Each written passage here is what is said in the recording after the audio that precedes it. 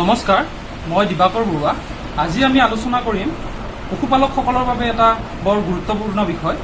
আমাৰ এই বিষয়টো এইকাৰণে মই ক'ব খুজিছোঁ যাতে প্ৰত্যেকজন পশুপালকে এই কথাবোৰ জানে বা বুজি পায় যে তেওঁলোকে এই সৰু সুৰা ভুলবিলাক কৰি থাকে। গতিকে আমাৰ ভিডিঅ'বিলাক আপোনালোকে ছাবস্ক্ৰাইব কৰিব, শ্বেয়াৰ কৰিব, যাতে বহু ভিতৰৰ জেগালৈকে আমাৰ ভিডিঅ'বিলাকে চুব পাৰে আৰু গোটেই মানুহবিলাকে পশুপালনৰ ওপৰত এটা যাতে সজাগতাৰ সৃষ্টি হয় তাৰ বাবে আমি এই ভিডিঅ'বিলাক বনাইছোঁ।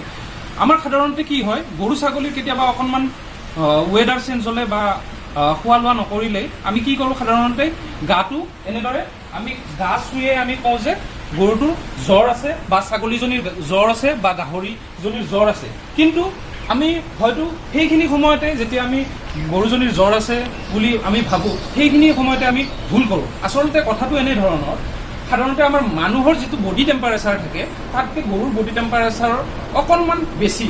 গতিকে আমি যদি গৰম বস্তুৱে তাত হাত দিওঁ, এনেকৈ যদি আমি হাত দিয়াৰ লগে লগে আমাৰ কি হয়, আমি গৰম অনুভৱ কৰোঁ। গৰম অনুভৱ কৰাৰ লগে লগে আমি ভাবোঁ গৰুজনীৰ গাত জ্বৰ আছে। জ্বৰ থকাৰ লগে লগে আমি গৰু পেৰাচিটামল ইনজেকশ্যন দি পেলাই আমি গৰুজনীক ইনজেকশ্যন দিওঁ বা খুৱাই দিওঁ। যাৰ ফলত কি হয়, গৰুজনী খাবলৈ মন নকৰে বা বেছি দুৰ্বল হৈ যোৱা বহু ক্ষেত্ৰত দেখা যায়।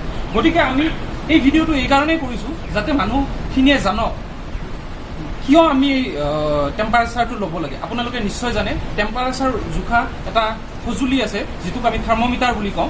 আমি সদায় গৰু ছাগলী গাহৰি যিয়েই নহওক আমি থাৰ্মোমিটাৰেৰে জুখিহে আমি টেম্পাৰেচাৰটো ল'ব লাগে। আমি কেতিয়াও গৰুৰ গাত চুই বা আমি গৰুৰ কাণত চুই আমি জ্বৰ জুখিব নালাগে। যাৰ ফলত কি হয়, অযথা আমি মেডিচিন প্ৰয়োগৰ আমি এটা প্ৰক্ৰিয়া আৰম্ভ কৰোঁ, যাৰ ফলত গৰুজনীৰ এটা দুৰ্বল পৰিস্থিতিলৈ আমি ঠেলি দিওঁ।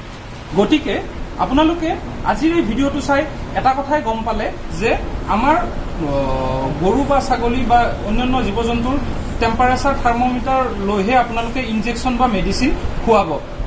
অযথা আপোনালোকে পেৰাচিটামল বা অন্য মেডিচিন ডাইৰেক্টলি নিদিব, কাৰণ বেমাৰ এটা জানিবৰ কাৰণে তাৰ প্ৰথম ইণ্ডিকেশ্যনটোৱে হৈছে থাৰ্মোমিটাৰেৰে টেম্পাৰেচাৰ আমি জুখি ল'ব লাগে।